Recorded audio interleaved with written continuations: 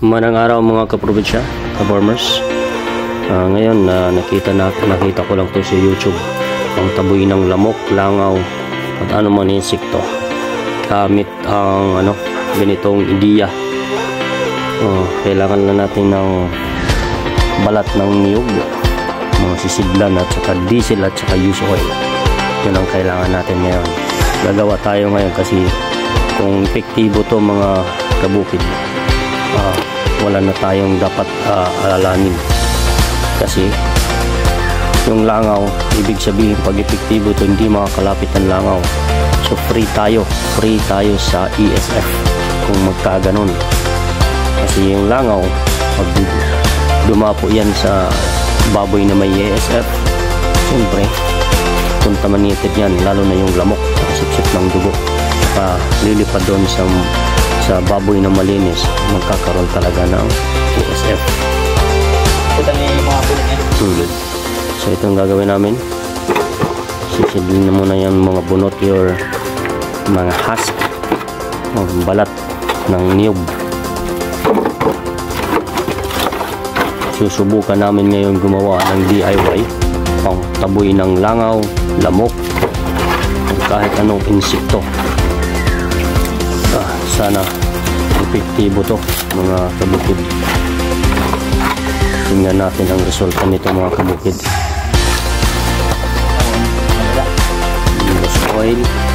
So next natin ilagay ang used oil. Used oil. So lang.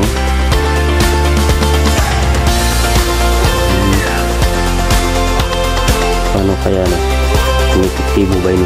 Sanong pa man YouTube. Minsan YouTube nakakabulit. Rambot lang kung tinuod na kini kung na scam na naman kita ini. Ano meron ka? Pero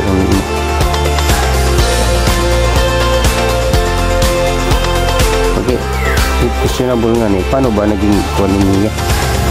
Paano man naging pantaboyhin lamok ng langaw insekto? Kita so niya. Di man ni papalagahon. O diri ni? Diri. Okay. Gasi ko.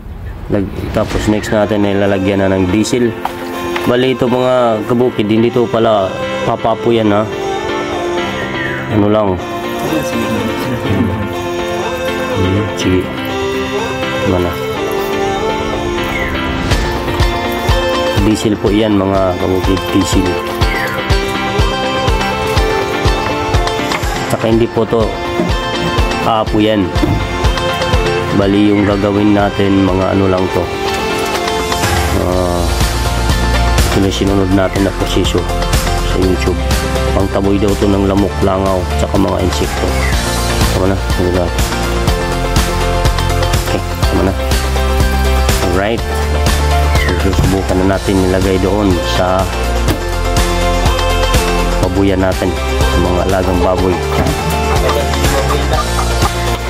Alright, dito na po. Alright, eto na. Lagay lang natin sa kanto. Didi, doy, dabot nga. Dila, but nga. Diyan.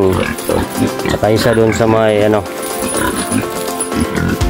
isa doon sa bagong panganak. Ikatulay ilarom doy. Ilarom. Didi ba, didi. Tubangan. Tidak.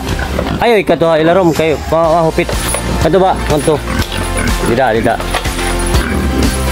Tas ano ni usa?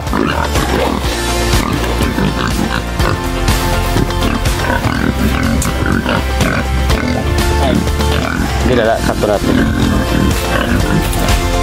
Sige nga, kung epektibo po ang ating pangtaboy ng insekto, langaw at lamok, malalaman natin yan.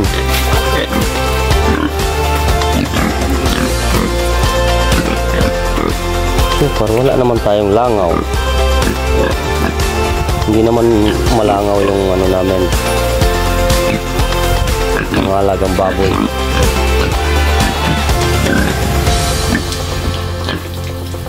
So Yan mga kabukid. Yan lang natin kung epektibo ba ito.